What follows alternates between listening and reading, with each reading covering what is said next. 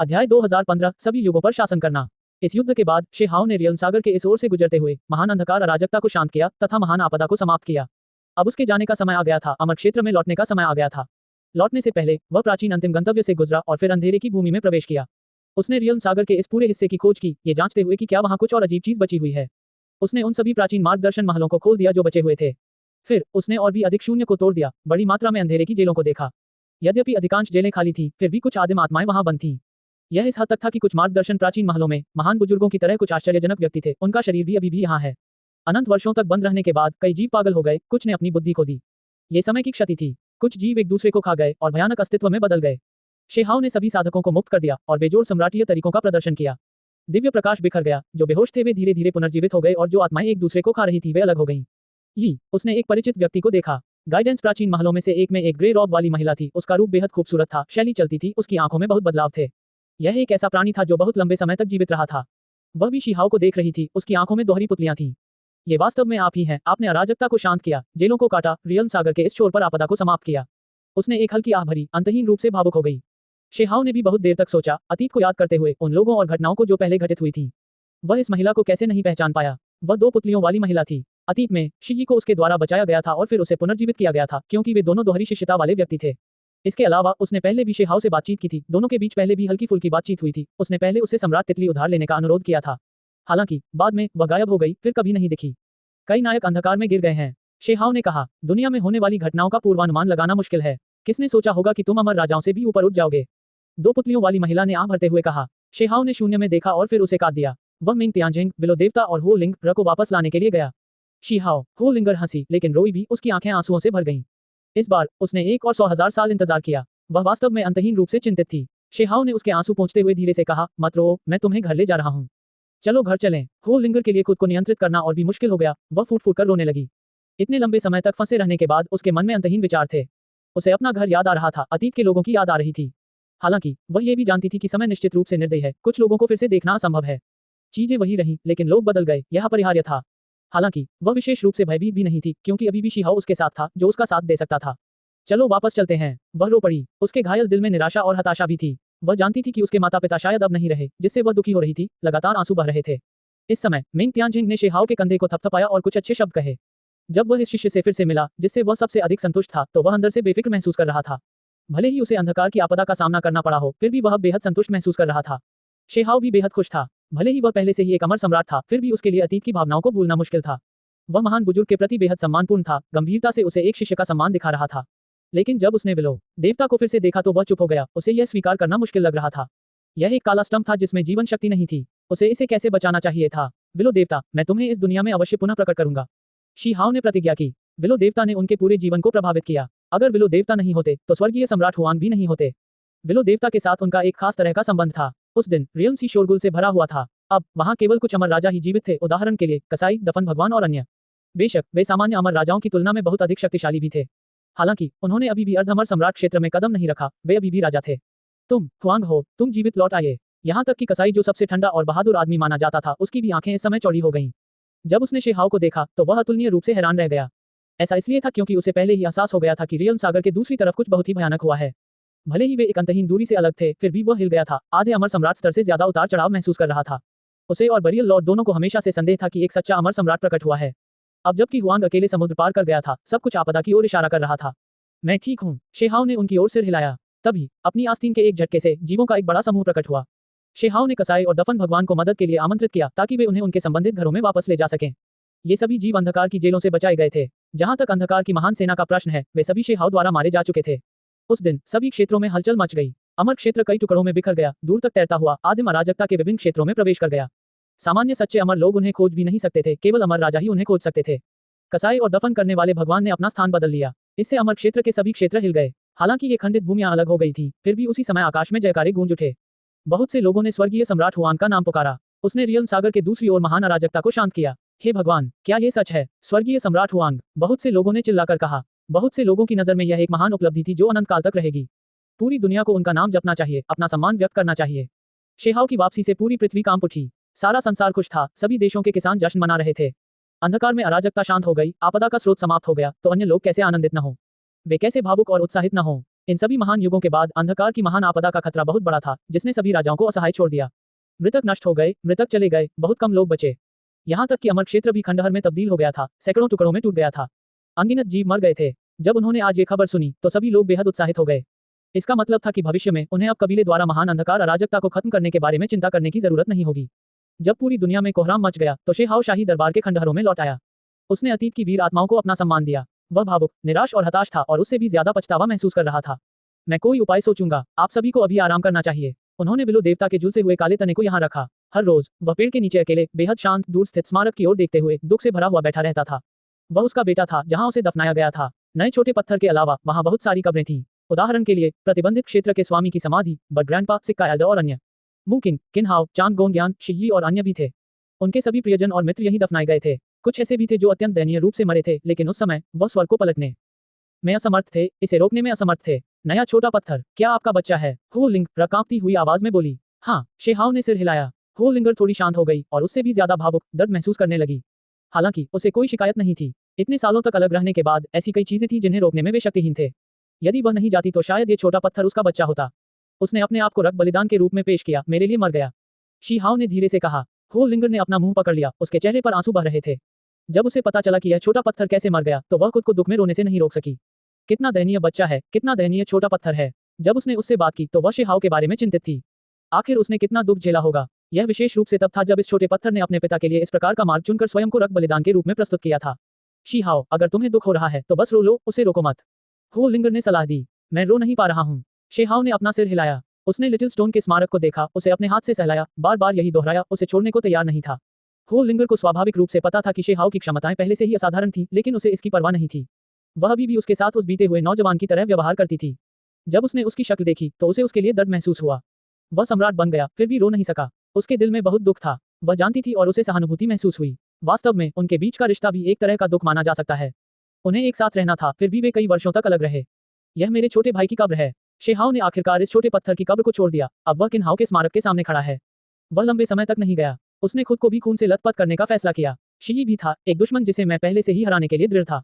अंत में उसने अपने खून और अपने जीवन का इस्तेमाल कर दुश्मनी चुकाई, बेहद मर्दाना और दृढ़ तरीके से चीजों को सुलझाया। मैं वास्तव में इसे बर्दाश्त नहीं कर सकता। शेहाओ को दर्द महसूस हुआ। स्टोन कबीले का वंश पूरी तरह से खत्म हो गया। ये स्वर्ग के नीचे नंबर 2 की कब्र है। पक्षी दादाजी, उस समय के 2 बुजुर्ग अब कभी नहीं दिखाई देंगे। शीहाओ ने एक एक करके उनका परिचय कराया। वह बहुत दुखी था, उसका दिल दर्द से भरा हुआ था। इसके अलावा वहाँ प्रतिबंधित क्षेत्र का स्वामी, एक गुरु और मित्र भी था। मैं तुम्हें कैसे भूल सकता हूँ। शेहाओ एक और बड़ी कब्र के सामने खड़ा था, अपनी यादों को बहुत संजोए हुए। यह 800 पुराने सैनिकों की समाधि है। ये शिष्य सैनिक पहले मेरे साथ खेती रहित युग में लड़े थे, इस जीवन में साथ साथ चले थे। अंत में वे फिर से प्रकट हुए, अपने जीवन का उपयोग मेरे बच्चे की रक्षा के लिए किया, अंतिम महान युद्ध में भाग लिया। शीहाओ ने अत्यंत शांत स्वर में कहा। वहाँ कई दर्जन पुराने सैनिक थे जो सौभाग्य से जीवित बच गए थे। जब उन्होंने ये सुना तो वे सभी आंसू बहाते हुए उन विभिन्न चीजों को याद करने लगे जब वे बूढ़े भाई अभी भी जीवित थे। तुम सम्राट तो बन गए, लेकिन तुमने बहुत कुछ खोया भी। कोई आश्चर्य नहीं कि मैं अब तुम्हारा मुस्कुराता हुआ चेहरा नहीं देख सकता। अब तुम अतीत के वो जिद्दी और शरारती नौजवान नहीं रहे। हो लिंगर ने कहा। वह जानती थी कि शेहाओ को सचमुच बहुत बुरा लग रहा था। उसने सचमुच बहुत कुछ खो दिया था। छोटी हाओ, अमन वहां चली गई। वह हमेशा इस जगह पर नजर रखती थी, हमेशा चिंतित रहती थी जब तक कि उसने आखिरकार शेहाओ को वापस आते नहीं देखा। कुछ ही समय बाद स्वर्गीय सींग वाली चींटी भी वापस आ गई, क्रिम्सन ड्रैगन भी दिखाई दिया। ये पुराने दोस्त अभी भी जीवित थे। मैं अभी अभी काओ यूशेंग की कब्र देखने के लिए ब्यूरियल अर्थ गया था। स्वर्गीय सींग वाली चींटी ने कहा। उसे फिर से दफना दिया गया है। शेहाओ ने सिर हिलाया। उसे अंदर से थोड़ा खालीपन महसूस हुआ। वह वापस नहीं जा सकता था। फैटिकाओ और छोटे खरगोश के साथ फिर से शराब पर लड़ने में असमर्थ था। शीहाओ, भले ही तुम अब एक अमर सम्राट हो, अगर तुम रोना चाहते हो तो बस रो, स्वर्गीय सींग वाली चींटी ने कहा। इस अवधि के दौरान उन्होंने सभी ने देखा है कि शीहाओ के लौटने के बाद वह हमेशा यहाँ चुपचाप बैठा रहता था। अगर कोई उसे खोजने नहीं आता तो वह कुछ भी नहीं कहता। मैं सचमुच रो नहीं सकता। शीहाओ ने अपना सिर हिलाया। बच्चे, महान बुजुर्ग उसके कंधे को थपथपाते हुए उसके पास आए। साल बहुत निर्दयी थे, बहुत ज्यादा कटौती हुई। शेहाओ वापस लौट आया। उसने स्टोन विलेज की सील को तुरंत नहीं खोला। ऐसा इसलिए था क्योंकि रियल्म सी के दूसरे छोर पर आसमान में अभी भी एक भयानक छेद था। उसने अभी तक सब कुछ ठीक से नहीं खोजा था। उन्होंने अपने आसपास के लोगों को चिंता से बचाने के लिए ये भयावह तथ्य उन्हें नहीं बताया। हो लिंगर सो गई। ऐसा इसलिए था क्योंकि वह अंधेरे हो लिंगर के साथ विलीन हो गई थी, एक हो गई थी। वह थोड़ी निराश और हताश थी। नीला समुद्र शहतूत के खेतों में बदल गया, दुनिया बड़े बदलावों का अनुभव कर रही थी।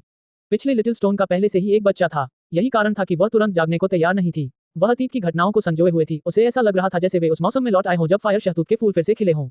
सपने देखते समय उसकी आंखों के कोनों में आंसू थे। जब शीहाओ ने उसका रूप देखा तो उसका दिल कांप उठा, उसे थोड़ा दर्द महसूस हुआ। अगले कुछ सालों में शेहाओ दुनिया भर में भटकता रहा। वह 9 स्वर्गों और 10 पृथ्वियों में वापस लौटा, अकेले अतीत के रास्तों से चलता हुआ, अतीत की भावनाओं, अतीत की खुशियों और हंसी की तलाश में। इस तरह के रास्ते पर चलते हुए उन्हें कुछ ऐसे लोग याद आए जिनसे वे दोबारा नहीं मिल पाए। अंत में उन्होंने और भी अधिक अद्वितीय महान तरीकों का उपयोग किया, समय की महान नदी के साथ चलते हुए, अतीत में लौटते हुए, अपनी युवावस्था की उम्र में लौटते हुए। वह उस वर्ष शांतिपूर्ण स्टोन विलेज में वापस लौटने के करीब था। दूर से उसे एक झुलसा हुआ काला विलो पेड़ दिखाई दिया, जिस पर सिर्फ एक कोमल कली थी। वह कोमल चमक बिखेरता हुआ विशाल बंजर भूमि में बसे इस गांव की रखवाली कर रहा था। उसने अपने युवा रूप को देखा, दाजून को देखा, एरमिंग को देखा, दादाजी चीफ को देखा, चाचाओं और चाचियों को देखा जिनका बहुत पहले निधन हो चुका था। उसने देखा कि जब वह छोटा था तो वह कैसे पागलों की तरह दौड़ता था, बहुत खुश रहता था, वह छोटा सा बच्चा लगातार हंसता रहता था। न जाने क्यों अब वह रो पड़ा। यहाँ एक सम्राट रो रहा था। युवा वह, अगर दिल टूट जाता तो गांव में ही रोता। वर्तमान वह, जब वह पास आने की कोशिश करता तो मुस्कुराता, फिर भी रोना चाहता। मैं स्वर्गीय सम्राट हुआंग हूँ, मैं कैसे रो सकता हूँ। शेहाओ ने अपने चेहरे पर आए आंसू पोंछे। उसने स्टोन विलेज के लोगों को देखा। वहां सिर्फ कुछ लोग थे जो सीलबंद थे, ये पहले के रिश्तेदार बहुत पहले ही गायब हो चुके थे। वह वापस मुड़ा और चला गया। उसे यहाँ बहुत खुशी महसूस हो रही थी, फिर भी वह आंसू भी बहाना चाहता था। वह बस यहाँ से जा सकता था। बहुत सी बातें कभी अतीत में वापस नहीं लौट सकती। जब वह ध्यान से इसके बारे में सोचता तो शायद वह सबसे ज्यादा खुश होता। वह हमेशा बेफिक्र और चिंता मुक्त, शरारती और परेशान करने वाला नहीं रहता था। शेहाओ समय की महान नदी के किनारे चला गया। उसने किंगफैंग को देखा और फिर स्वर्ग सुधार मंडप में चला गया। उस समय वह अभी भी युवा और शरारती था, हमेशा बेशर्मी से शेखी बघाड़ता था। हाथ में हथौड़ा लेकर वह आकाश के नीचे सबसे महान होने का दावा करता था। जियाओ तियान को तब तक पीटता रहता था जब तक उसके सिर पर एक प्रमुख सींग नहीं आ जाता था। फिर उसने स्वर्ग सुधार मंडप को नष्ट होते देखा तथा कई बुजुर्गों को बुरी तरह मरते हुए देखा। शेहाओ चला गया। वह समय की महान नदी के साथ 700 टूटे हुए पर्वतों की श्रृंखला की ओर बढ़ रहा था। यहीं पर उसकी मुलाकात 9 सिर वाले शेर से हुई, लेकिन अब उसका वह भाई कहाँ था। वह पहले ही 2 मिलियन से ज्यादा सालों से दफन था। यहीं पर उनकी पहली मुलाकात होलिंगर, युनशी और अन्य लोगों से हुई थी। जब उसने दूर से अपने युवा रूप को देखा तो शीहाओ बिल्कुल भी नहीं हिला। फिर उसने 7 देवताओं को निचले लोकों में उतरते देखा। उसका छोटा रूप अंतहीन युद्धों के बाद मर रहा था। शेहाओ समय की महान नदी के साथ साथ उजाड़ क्षेत्र से निकलकर 3000 दाव प्रांतों में प्रवेश कर गया। जब उसने काओ यूशेंग, चंद्र जैड खरगोश और अपने किशोर रूप को देखा तो वह हंस पड़ा। उन्होंने जीवन और मृत्यु का अनुभव एक साथ किया, युद्ध के बाद मांस और शराब के लिए लड़ते हुए। ये अतीत की खुशियां और हंसी, अतीत के जीवन और मृत्यु की भावनाएं थीं। कुछ समय बाद वह सिन प्रांत गए, जहां उन्होंने अग्नि शहतूत वृक्ष वन को पुनः देखा। उसने हो लिंगेर को देखा, उसे शहतूत के पत्ते चुनने के बाद सूर्यास्त की रोशनी में लौटते देखा। शीहाओ समय की विशाल नदी में खड़ा था। वह सोच रहा था कि अगर वह उस दिन यहाँ नहीं रहता तो क्या होता। उस समय वह युवा और चंचल था, हमेशा एक विशालकाय पेन की तरह बनना चाहता था जो अपने पंख फैलाकर 9 लाख ली तक आकाश में उड़ता है और आकाश का एक टुकड़ा अपने कब्जे में कर लेता है। उस समय उसने ये भी नहीं देखा कि हो लिंगर अकेले अग्नि शहतूत वन में सूर्यास्त के नीचे खड़ी थी। वह कितनी अकेली लग रही थी, कितनी निराश और हताश, उसकी आंखों में अनिच्छा। उस समय वह पहले ही ऊंची महत्वाकांक्षा से भरा हुआ बड़े कदमों से दूर भागता हुआ चला गया था। अब वह समय की महान नदी में खड़ा था, थोड़ा उदास, थोड़ी शिकायत महसूस कर रहा था। हो लिंगर के लिए दर्द, उसके लिए अपराध बोध। बाद में अगर अनलान ने सिन प्रांत पर कब्जा नहीं किया होता तो उन्हें अलग हुए बिना एक साथ रहने का मौका मिल सकता था। हालांकि वह अभी भी इतिहास के एक हिस्से के खिलाफ नहीं जा सकता था। जो होना चाहिए था वह फिर भी हुआ। शीहाओ एक भूत की तरह था जो समय की महान नदी में अकेले घूम रहा था और उन जीवन चेहरों को देख रहा था। वह समय की महान नदी से होते हुए दफन धरती की ओर बढ़ रहा था। उसने सानजांग और शेनमिंग को देखा। अब वे काओ यूशेंग की तरह ही दफन धरती में दफन थे। वह निर्वासित अमर को देखने गया, शिगी को देखने गया, वे परिवार के 4 फीनिक्स, तुगु युलोंग, क्यूई होंग और अन्य को देखने गया। वह महान जूतुओ, राजकुमारी याओ यू और अन्य को देखने के लिए 9 स्वर्ग भी गया। दुर्भाग्य से वह अभी भी एक भटकते हुए भूत की तरह था, अकेला, दूर से चुपचाप देख रहा था, कुछ भी करने में असमर्थ। वह केवल इस अवधि, पिछली भावनाओं और उनके द्वारा पहले साझा किए गए अनुभवों को याद कर सकता था। इस बीच वे लोग बर्फ की तरह ठंडी कब्रों में पड़े थे, जबकि उनमें से कुछ के पास तो लाशें भी नहीं बची थीं। समय की महान नदी में शेहाओ हंसा और हंसा, रोया और रोया। वह स्वर्गीय सम्राट हुआंग था, लेकिन कोई भी उसे अभी आंसू बहाते हुए नहीं देख सकता था, इसलिए उसने अपनी भावनाओं को बिल्कुल भी नहीं रोका। वास्तविक दुनिया में वह सचमुच रो नहीं सकता था। इस बीच यहाँ समय के साथ साथ समय की महानदी में विचरण करते हुए वह उन लोगों के साथ प्रतीत हो रहा था, उनके साथ उन अतीत के सुख दुखों को महसूस कर रहा था। हालांकि अंत में ये अभी भी बीती हुई घटनाएं थीं। वे पानी की तरह बह गईं, चली गईं और वापस नहीं लौटी। शेहाओ निराश और हताश था। उसने अपने आंसू पोंछे और समय की महान नदी से बाहर निकलकर वर्तमान में लौट आया। उसने ये बड़ी बड़ी कब्रें देखी। उसने उनकी कब्रों पर हाथ फेरा, अंदर से वह दुख से भरा हुआ था, लेकिन वह रो नहीं सका। मैं सम्राट बन गया, फिर भी मैं रो नहीं सकता। लौटने के बाद शेहाओ एकांत में चले गए, किसी को नहीं देखा। उन्होंने कलाकृतियों को परिष्कृत करना शुरू किया, उन आधे अमर सम्राट हथियारों को बाहर निकाला। वास्तव में पंख सम्राट, विश्व उन्मूलन एल्डर और अन्य सभी के हथियार अकल्पनीय सामग्रियों से बने थे। वे कितने समय तक जीवित रहे, यह अज्ञात है कि कितने महान युग बीत गए। जब उन्होंने स्वर्ग पर शासन किया तो यह अज्ञात है कि उन्होंने अपने हथियारों में कितने खजाने मिलाए। ये कहा जा सकता है कि वे अभी सम्राट नहीं बने थे। एक बार जब वे वास्तव में सम्राट बन गए तो वे सीधे महान दाव प्रतीकों को उकेर सकते थे, अपने हथियारों को अगले स्तर तक ले जा सकते थे। सामग्रियों के मामले में ये पहले से ही पर्याप्त था। इस बार शेहाओ ने अपने स्वयं के अमर सम्राट हथियार को परिष्कृत किया। सम्राट हत्या युद्ध भाला के अलावा उसने अन्य सभी आधे अमर सम्राट हथियारों को अपने जादुई हथियार में परिष्कृत किया, उन्हें लगातार गलाने लगा। उसका हथियार बस अकल्पनीय था। ऐसा लग रहा था मानो संसार की सभी बेहतरीन सामग्री एक भट्टी में समाहित हो गई हो। सम्राट हत्या युद्ध भाला की सामग्रियां अन्य 3 अर्धअमर सम्राटों के हथियारों में शामिल थी, इसलिए शेहाओ ने इसे नष्ट नहीं किया और अमर क्षेत्र के लिए अर्धअमर सम्राट हथियार छोड़ दिया। हालांकि उन्होंने इस अर्धअमर सम्राट हथियार के विभिन्न छापों को मिटा दिया ताकि यह उसके मालिक को निगल न जाए। फिर शेहाओ ने अनंत तलवार कोर को अपने हथियार में पिघलाया। उसका कानून पुल और अमर तलवार तुरंत अविश्वसनीय रूप से भयानक हो गए। अमर सम्राट हथियार बनने के बाद वे अनंत तलवार कोर से आगे निकल गए। वहां एक ताबूत भी था जो अनंत तलवार कोर के अंदर से आया था। वह पहले भी इसे परिष्कृत करना चाहते थे, लेकिन अंत में उन्होंने हार मान ली। ऐसा इसलिए था क्योंकि उस ताबूत का इस्तेमाल रियल सागर के दूसरे किनारे पर उस अजीब भूमि को बंद करने के लिए किया गया था। इसके अलावा उसके सम्राट हथियार में पहले से ही इस दुनिया की सभी सर्वोच्च खजाना सामग्री शामिल थी। साथ ही उसे ये भी लगा कि वह ताबूत बहुत खास है, अविश्वसनीय रूप से कठोर है। वह इसे रक्षात्मक जादुई कलाकृति के रूप में इस्तेमाल कर सकता है। क्या इसका 3 विश्व ताबूत से कोई संबंध है? शेहाओ ने पहले तो अपने मन में ध्यान से सोचा। 3 विश्व ताबूत में बड़े ताबूत के भीतर एक छोटा ताबूत था। आकार के संदर्भ में तलवार कोर से निकले ताबूत को उस आंतरिक ताबूत में एकत्र किया जा सकता था। 3 विश्व ताबूत, 3 ताबूत, क्या यह ऐसा ही है? शीहाओ ने भौहें सिकोड़ी। शेहाओ अपने रास्ते पर आगे बढ़ गया, अपने अमर सम्राट हथियारों के साथ साथ 3 विश्व ताबूत को भी साथ लेकर अकेले ही आगे बढ़ गया। वह फिर से रियल सागर के किनारे पर पहुंचा, प्राचीन अंतिम गंतव्य में प्रवेश किया। प्राचीन अंतिम गंतव्य के ऊपर वहां छेद बंद कर दिया गया था। फिर भी वहां कुछ भयावह चमक जारी थी। शेहाओ ने उस ताबूत को हटा दिया, यहाँ लंबे समय तक उस पर शोध किया। ये ताबूत बेहद मजबूत था, संदेह है कि यह सम्राट स्तर तक पहुंच गया था। ये काफी बेहतरीन रक्षात्मक जादुई कलाकृति थी। साथ ही उसे यकीन था कि वह 3 विश्व ताबूतों को आसानी से नष्ट कर सकता है। वे 2 भारी ताबूत इस ताबूत जितने मजबूत नहीं थे। अगर वे वास्तव में एक हैं, तो ये तीसरा है, साथ ही सबसे अंदर वाला ताबूत भी। ये सबसे असाधारण और मजबूत है, शेहाओ ने खुद से कहा। ऊपर आसमान में एक छेद था, साथ ही एक चमकता हुआ तरल पदार्थ था जिसके अंदर कुछ काला खून था। इसके अलावा सुनहरा खून, चांदी का खून और भी बहुत कुछ था। ये बेहद अजीब था, कानून और व्यवस्था आपस में गुथे हुए। ये दृश्य थोड़ा डरावना था। लाश अमर सम्राट की आपदा, क्या यह एक प्रकार के काले रक्त के गिरने के कारण हुई थी? शेहाओ ने अपने सम्राट हथियार थाम लिए और आक्रमण करने की तैयारी करने लगा। उन्होंने इस स्थान को बहुत महत्व दिया क्योंकि इस स्थान पर पुनर्जन्म का उल्लेख था। वह विलो देवता और अन्य को पुनर्जीवित करना चाहते थे। ऊपर आकाश में अनंत काल हमेशा के लिए विद्यमान है, पुनर्जन्म को पलटना कठिन है, एक सर्वोच्च भूमि है। इस वाक्य से उसे स्पष्ट हो गया कि यह स्थान निश्चित रूप से असाधारण है। शायद यह और भी उच्चतर डोमेन था। शेहाओ ने हाथ में एक सम्राट हथियार पकड़ रखा था। उसका शरीर आगे बढ़ गया। भले ही उसे एक बड़ी लड़ाई लड़नी पड़े, उसे वह हासिल करना था जिसकी उसे जरूरत थी। कानून आपस में गुथे हुए थे, गड़गड़ा रहे थे और टूट फूट रहे थे। उसे यकीन था कि सामान्य अमर राजा भी इसे सहन नहीं कर सकते। ये जगह बेहद डरावनी थी। शेहाओ ने हमला किया। हॉर्न की आवाज के साथ वह रास्ते पर आगे बढ़ा और तेजी से आगे बढ़ा। उसने पाया कि वह एक ऐसे द्वीप पर खड़ा था जो आकार में केवल एक वर्ग झांक था। उस पर एक छेद था जो प्राचीन अंतिम गंतव्य की ओर जाता था। ये जगह कहाँ है? शेहाओ ने अपने चारों ओर देखा, उसे झटका लगा। सब कुछ शांत और खामोश था। लाल रक्त विशाल पृथ्वी पर फैल गया, धीरे धीरे नदियों, झीलों, समुद्रों की तरह बह रहा था। वहां कुछ बड़ी कब्रें थीं जो लाल पानी की सतह से ऊपर थी, इसलिए वे आसानी से डूब नहीं पाती थीं। खून की धुंध में बहता खून नदियों में बदल गया, कब्रिस्तानों के ऊपर से गुजर रहा था। ये दृश्य बहुत जाना पहचाना था। क्या ये वही नहीं था जो उसने अनंत तलवार कोर से देखा था? अधिक स्पष्ट रूप से कहें तो यह उन दृश्यों में से एक था जो अनंत तलवार कोर के भीतर छोटे ताबूत ने पहले प्रदर्शित किया था।